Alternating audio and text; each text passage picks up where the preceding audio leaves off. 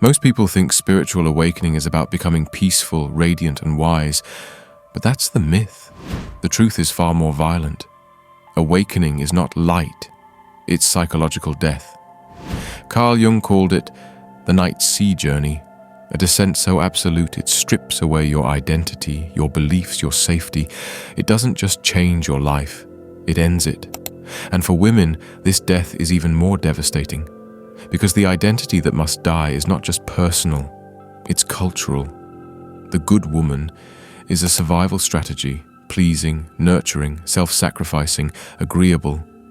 She's rewarded for staying small. But awakening demands her obliteration. Jung saw this. He worked with women who weren't breaking down. They were breaking open. Not into bliss, but into rage, grief, instinct, and power they had spent lifetimes repressing. Most women don't survive awakening because they're trying to be whole while still being good. They want truth without rejection, power without threat, transformation without disruption.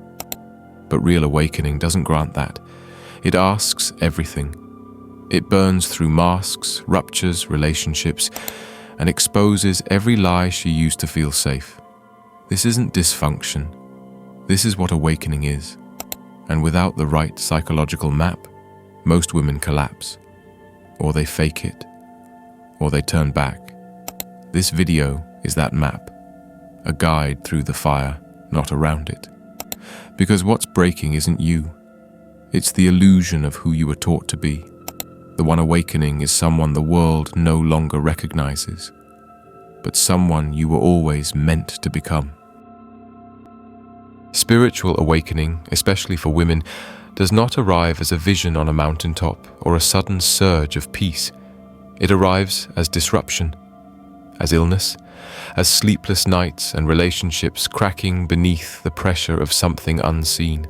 Jung called it the night sea journey for a reason, because it is a descent into darkness, not an ascent into light. For women, this descent is rarely recognized for what it is. It's misnamed burnout, depression, anxiety, midlife crisis. But beneath the surface, something far more primal is taking place. The self is beginning to awaken, and it is doing so by burning through every structure the woman once relied on to feel safe. This journey is not theoretical. It begins in the body, in the nervous system, in the bones. A slow, aching realization that the life she built no longer fits, that the roles she performed no longer sustain her, that the image she showed the world is beginning to rot from the inside out. And what makes it so dangerous is that nothing on the outside may look wrong. She may still be a mother, a wife, a therapist, a teacher, a healer. She may still show up, smile, hold space, and get things done. But internally, something is dying, and no one around her can see it. The spiritual awakening of a woman often begins in the quiet horror of domestic life, not in the retreat center, not in the sacred circle, but in the kitchen, doing dishes, staring into nothing, wondering why she feels like she's disappearing. It begins when she no longer recognizes herself in the mirror, when she starts waking up in the middle of the night with a pulse of rage or grief she can't explain, when she cries in bathrooms for reasons that don't make sense. This is not dysfunction. This is the soul waking up by refusing to participate in her unconscious performance any longer. And here's the truth that no one says out loud. Most women do not survive this process psychologically intact, not because they lack strength, but because they try to answer this awakening with the same tools that built their prison. They go to therapy and talk about childhood. They meditate to try and get lighter. They do breath work to calm the storm. But the storm isn't there to be calmed. It's there to destroy. Because underneath the collapsing persona is a deeper truth she has never been allowed to touch. Her shadow, her anger, her instinct, her power, her erotic knowledge, her sovereign self. Jung understood that awakening begins with death, and women taught their entire lives to serve, to sacrifice, to be good, have never been shown how to die into their own truth. They have been told to evolve while still being polite, to transform while remaining desirable, to awaken without disturbing anyone. And this is the fatal flaw. Because awakening is not something a woman survives by playing nice. It's something she survives by letting go of who she was told to be and stepping into the fire of who she truly is. The moment awakening begins in earnest, something ancient stirs beneath the surface, a force that has been waiting in the dark for decades, sometimes lifetimes. It is not gentle, it is not pretty, and it does not care about your self-image. This is the eruption of the feminine shadow. Jung called the shadow the seat of all that has been repressed, denied, and disowned. But for women, the shadow is not merely a collection of unwanted traits. It is a locked vault of rage, of erotic truth, of primal knowing, and of psychic power that patriarchy has deemed dangerous. And when it erupts, it does so without apology. This is the part no one warns her about. The spiritual community tells her to focus on light, on love, on raising her vibration. But inside her, something begins to claw its way to the surface, an anger so ancient it has no name, a grief that feels like it belongs to every woman who has ever been silenced, and a raw hunger to stop pretending. At first, she thinks she's doing something wrong. The meditations don't help. The mantras sound hollow. The more she tries to be good, the more the chaos builds. Until one day she breaks, and thank God she does, because that fracture is the first honest moment she's had in years. What the world sees as dysfunction, panic attacks, mood swings, exhaustion, emotional volatility, is often the body finally refusing to hold in generations of suppressed emotion. Jung saw it in his patients, women who had always been kind, composed, spiritually advanced, until their dreams turned violent, their relationships imploded, their bodies began to scream. Not because they were broken, but because they were awakening. Because the shadow doesn't go away through transcendence, it surfaces through possession. And if a woman isn't taught how to meet that shadow consciously, it will take over. Not to destroy her, but to force her to feel what she spent her life avoiding. This is when the terrible mother archetype emerges. Not the nurturing mother, but the devouring one. The one who sets fire to illusions. The one who says no more self-sacrifice, no more pretending, no more martyrdom. She burns bridges, she ends marriages, she breaks rules. Not because she's reckless, but because her soul is no longer interested in survival. It wants truth. It wants sovereignty. It wants the fullness of life that can only be accessed when she stops rejecting her own darkness. But this is also the most dangerous moment, because if the woman does not understand what's happening, she will believe she is losing her mind. She will turn against herself. She will seek to suppress what is trying to liberate her.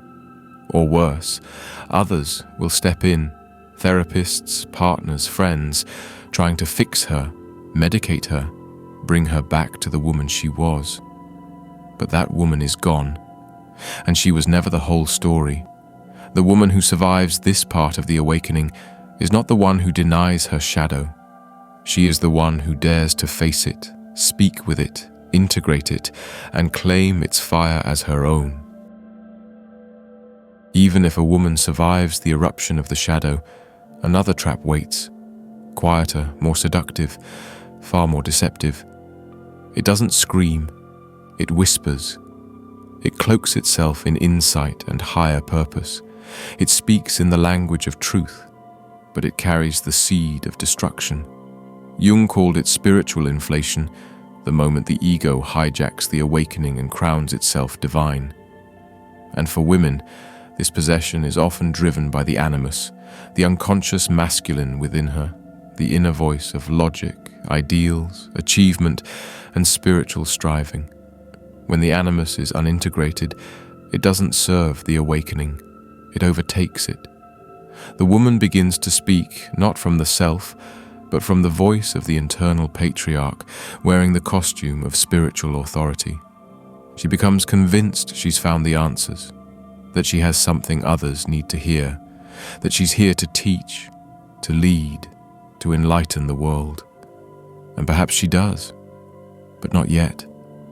Because when the animus possesses a woman too early in her awakening, it cuts her off from her feeling function, from her body, from humility, from the chaotic wisdom of the feminine. She becomes sharp, certain, obsessed with ideas, with frameworks, with proving her transformation. Her spiritual practice turns into performance.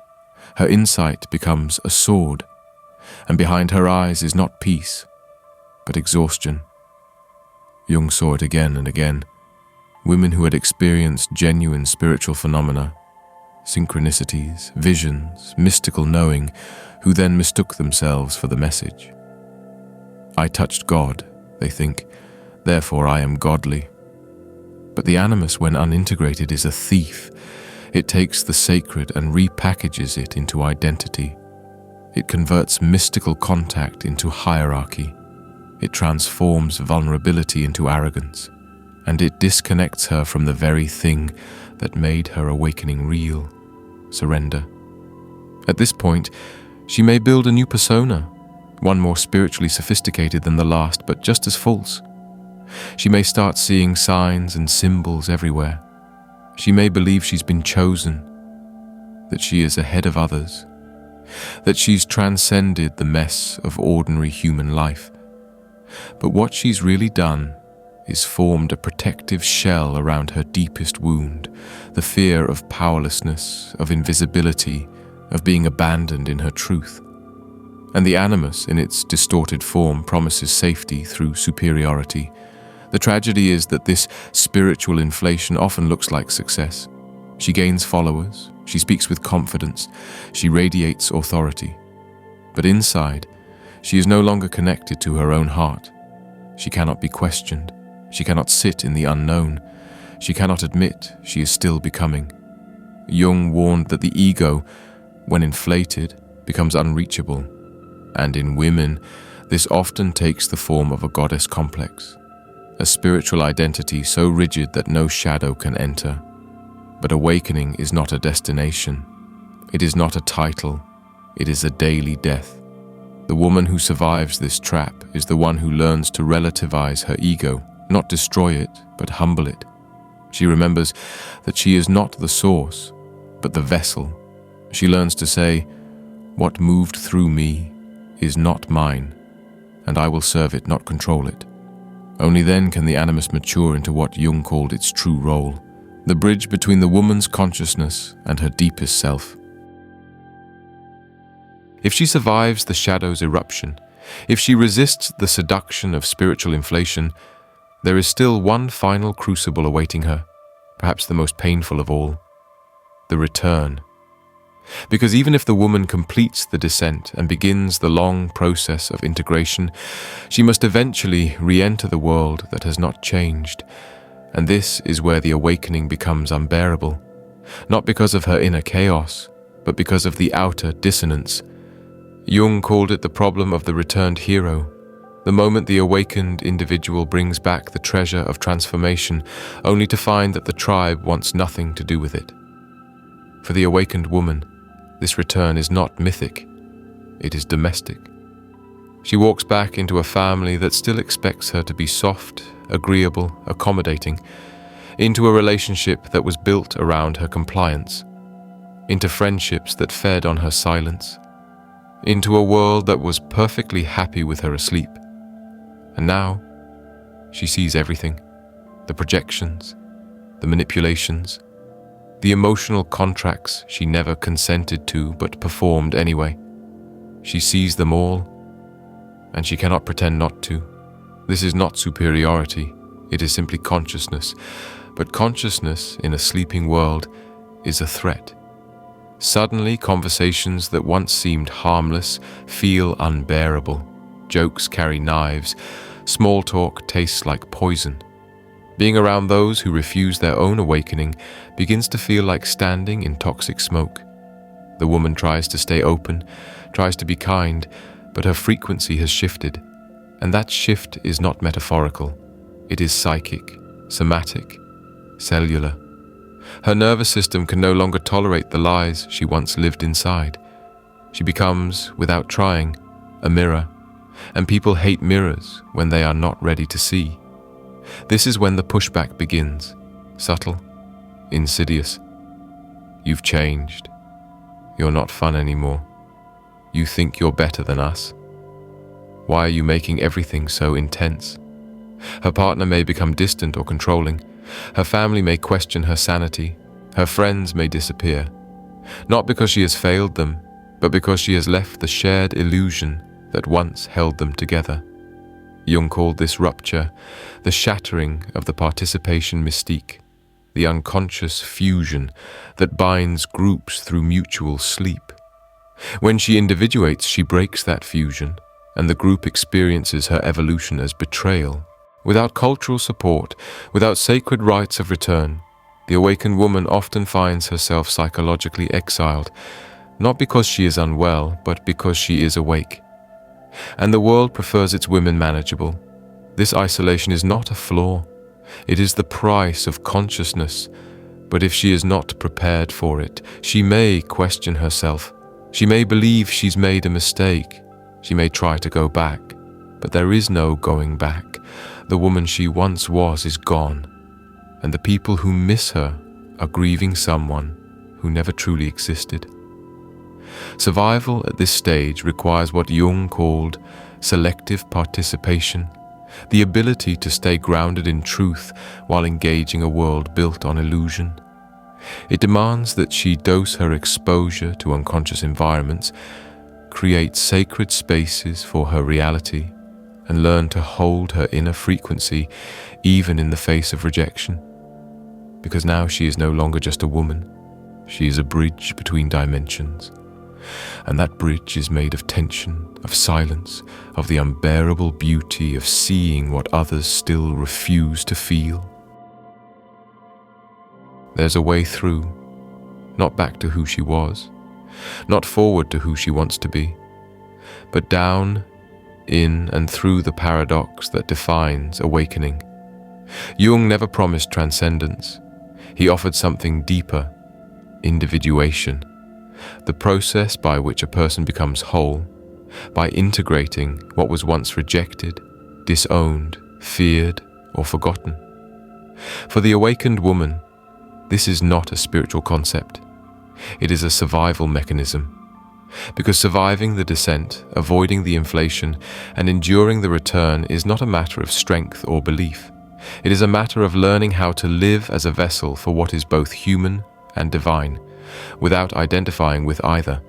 The first phase is shadow integration, not analyzing it, not overcoming it, but entering into conscious dialogue with it.